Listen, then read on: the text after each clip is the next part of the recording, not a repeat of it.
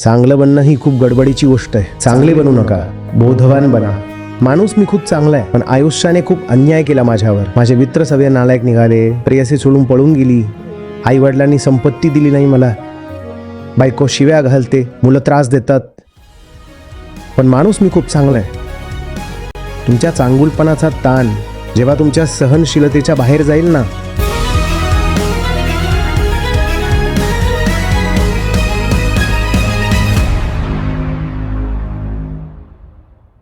प्रणाम आचार्यजी.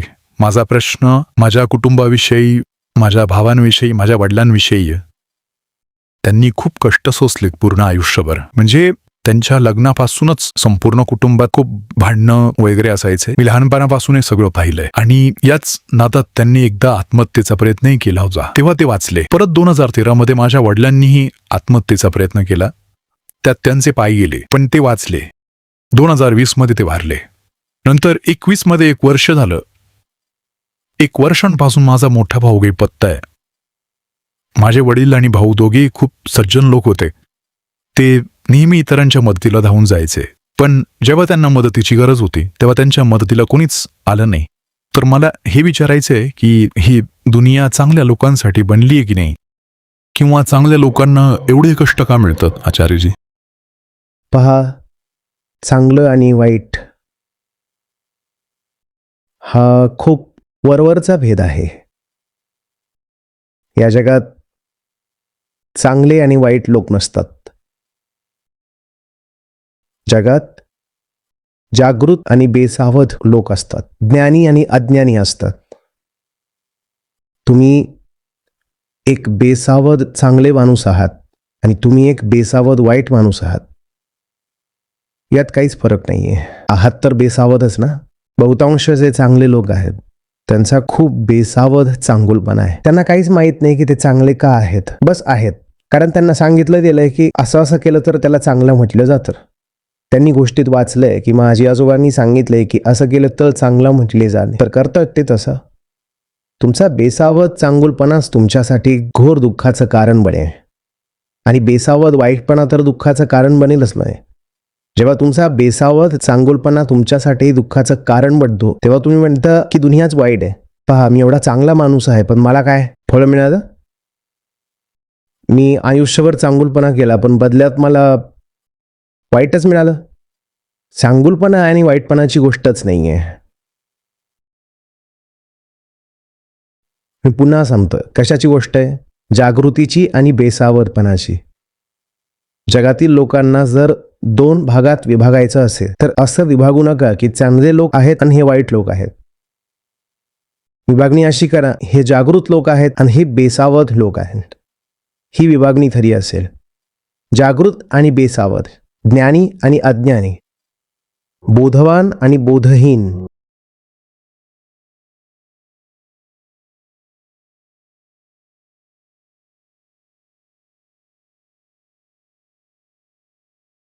बेसावध चांगुलपणा काही कामाचा नसतो.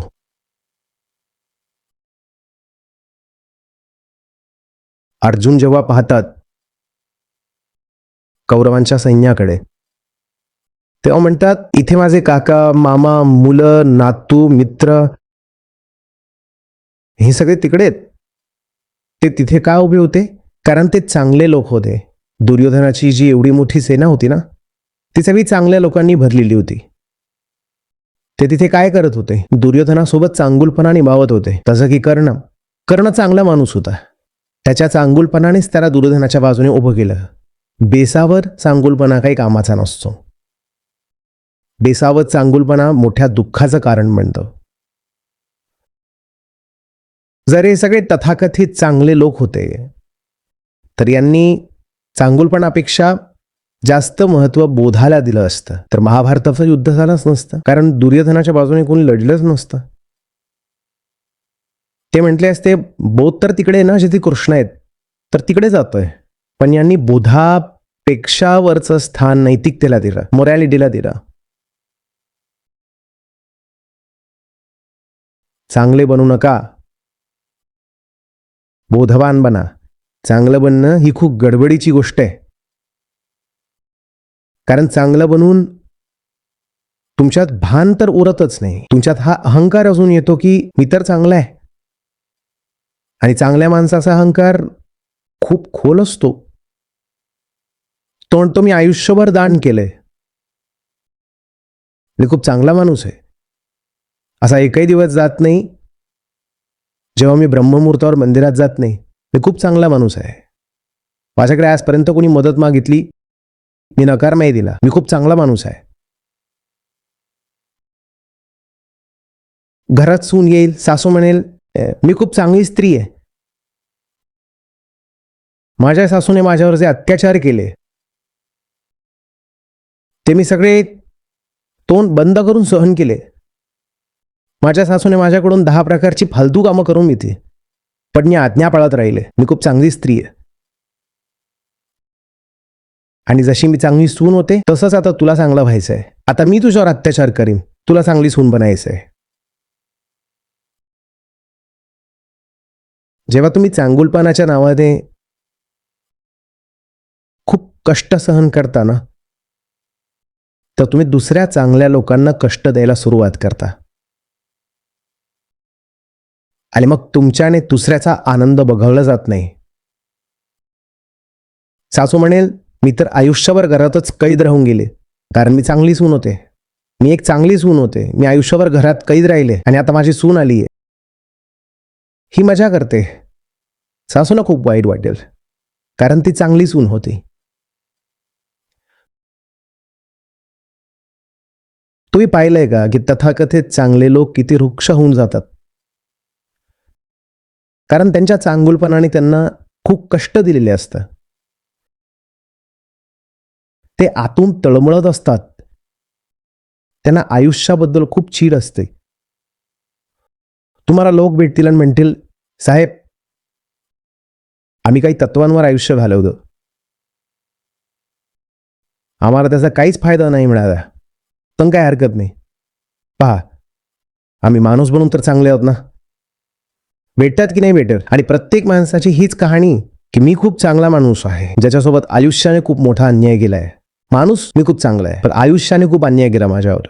माझे मित्र सगळे नालायक निघाले, प्रेयसी सोडून पळून गेली, आईवडिलांनी संपत्ती दिली नाही मला, बायको शिव्या घालते, मुलं त्रास देतात, पण माणूस मी खूप चांगला आहे. प्रत्येक माणसाचं हेच म्हणणं आहे की मी माणूस खूप चांगला आहे, तो बाकी संपूर्ण जग भ्रष्ट आहे. प्रत्येक माणूस चांगला आहे, बाकी संपूर्ण जग भ्रष्ट आहे. प्रत्येक माणूस चांगला आहे, तर मग भ्रष्ट कोण आहे? पण प्रत्येक चांगल्या माणसाच्या मते बाकी सगळे भ्रष्ट आहेत.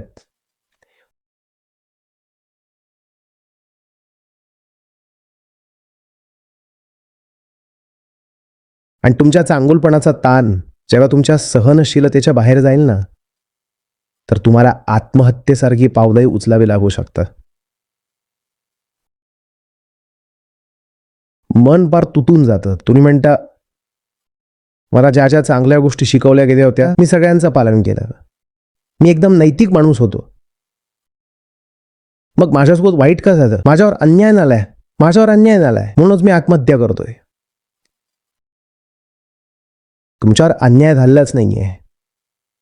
तुम्हाला जर शिक्षा मिळते तर ती तुमच्या बेसावधपणाची मिळते. कारण मी पुन्हा सांगतोय, जगात 2 प्रकारचे लोक असतात, चांगले वाईट नाही, जागृत आणि बेसावध. चांगलं आणि वाईट ही एक नैतिक विभागणी आहे, एक मॉरल सेगमेंटेशन आहे. यात काही दम नसतो. खूप आंधळी गोष्ट असते ती. अशी अशी कामं करा, चांगले बनवले जाल, अशी कामं करा, वाईट बनवले जाल. विचार करण्याची गरज नाही. चांगली कामं करा, वाईट कामं करू नका, डोकं लावू नका. ना विचार करा, ना ध्यान करा. जी चांगली कामं सांगितली आहेत ती गुपचूप करा, आणि वाईट कामं सांगितली ती अजिबात करू नका. हा आहे चांगल्या माणसांचा अल्गोरिदम. आता साहजिकच अशा अल्गोरिदमवर चालाल तर आयुष्य खूप कष्ट दे, आणि त्या कष्टांचा परिणाम म्हणून कित्येकदा आत्महत्येची वेळ येते.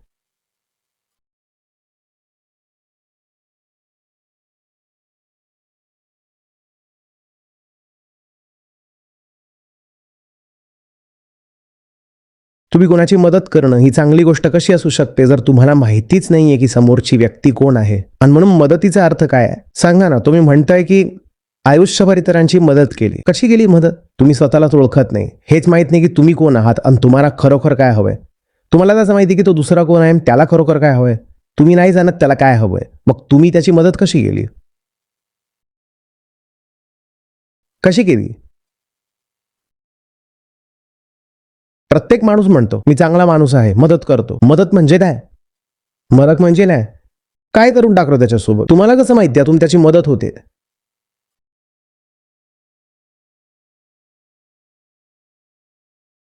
मदतीसाठी सर्वात आधी माहीत असायला हवं ना की त्याची खरी गरज काय आहे. यासाठी माहीत असायला हवं की तो कोण आहे. यासाठी तुम्हाला चेतना प्रधान व्हावं लागेल, नैतिकता प्रधान नाही. जेव्हा तुम्ही हे जाणाल की समोरचा खरोखर एक चेतना आहे आणि त्याची एकाच पद्धतीने मदत केली जाऊ शकते, त्याची चेतना उंचावून, तेव्हा तुम्ही त्याची मदत करू शकाल. नाहीतर दारुडा तुमच्यासमोर रडतोय, गयावया करतोय, पैसे द्या, अर्धी बाटली हवी आहे, आणि तुम्ही त्याला पैसे दिले तरी तुम्ही मदत केली. पण तुम्ही म्हणाल तो रडत भीक मागत होता, 200 मागत होता, मी 400 दिले. ही मदत केली? तुमच्याकडे एक तरुण येतो, मला माझा व्यवसाय उभा करायचा आहे, पण माझ्याकडे फंडिंग नाही आहे, पैसे द्या, पैसे द्या. तुम्ही त्याला दिले 10 लाख रुपये. म्हणतायत मी मदत केली आहे. यंग टॅलेंट आहे, बडी एंटरप्रेन्योर आहे, उद्या युनिकॉर्न बनेन. आणि तो त्यातून जाऊन काय करतोय? तो प्रोसेस्ड मीटचा व्यवसाय करतोय. आजकाल खूप चाललंय हे. तुमच्या घरी बसल्या बसल्या आम्ही तुम्हाला मांस पुरवू. ही तुम्ही मदत केली? तुम्हाला मदतीचा अर्थ तरी माहिती आहे का? मदतीच्या नावाखाली आपण अनेकदा दुसऱ्यांना उद्ध्वस्त करून टाकतो. आपण स्वतःचं भलं करू शकलो नाही आजपर्यंत, दुसऱ्यांची मदत काय करणार? पण आपण आंधळी मदत करत सुटतो. आणि सोबतच आतमध्ये हा भावही वाढत जातो की पहा मी किती मदतगार आहे. जेव्हा आत हा भाव वाढत जातो की मी मदतगार आहे, तर सोबतच आयुष्याकडून अपेक्षा वाढते की मी जी इतरांची मदत केली आहे, मला याचं बक्षीस मिळेल, मला याचा रिवॉर्ड मिळेल. रिवॉर्ड काही मिळत नाही. मग आत वाढते निराशा.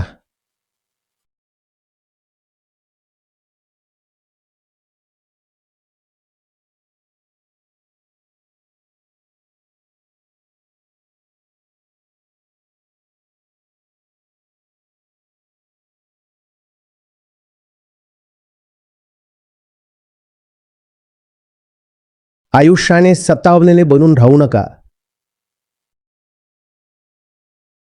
जसं जसं वय वाढत जातं ना, तसं तसं सगळ्यांमध्ये ही भावना मनात घर करत जाते. जी साहब,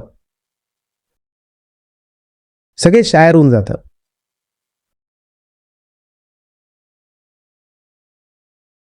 हमें तो अपनों ने लूटा, गैरों में कहा दम था.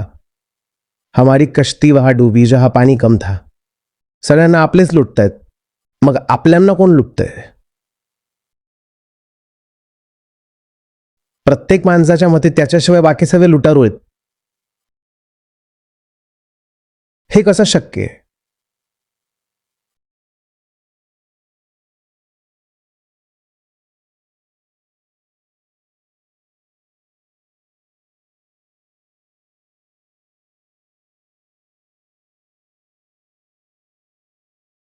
जुन्या साच्यातून, जुन्या कल्पनांमधून बाहेर या. प्रत्येक परिस्थितीत लक्ष देऊन समजून घ्या की नक्की चाललंय काय.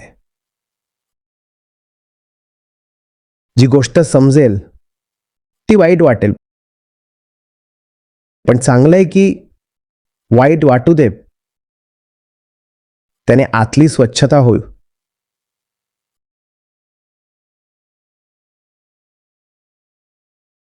आपण बोधापासून म्हणूनच वंचित राहतो ना, कारण बोध नेहमी कडू वाटतो. बोधाचा अर्थच हा आहे की हे जाणणं की तुम्ही आत्तापर्यंत अंधारात होता, मूर्खपणात होता. अहंकाराला हे स्वीकारायला अजिबात आवडत नाही की तो अंधारात आणि मूर्खपणात होता, म्हणून बोध कडू वाटतो.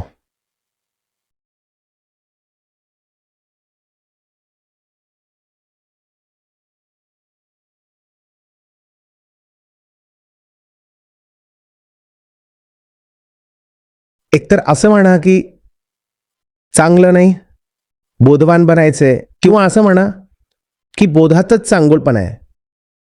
दोन्ही एकच गोष्टी आहे.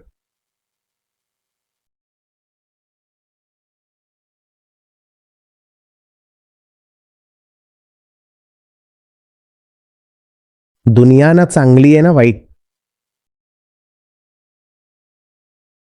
तुम्ही जसे आहात तुमच्यासाठी ती तशीच आहे.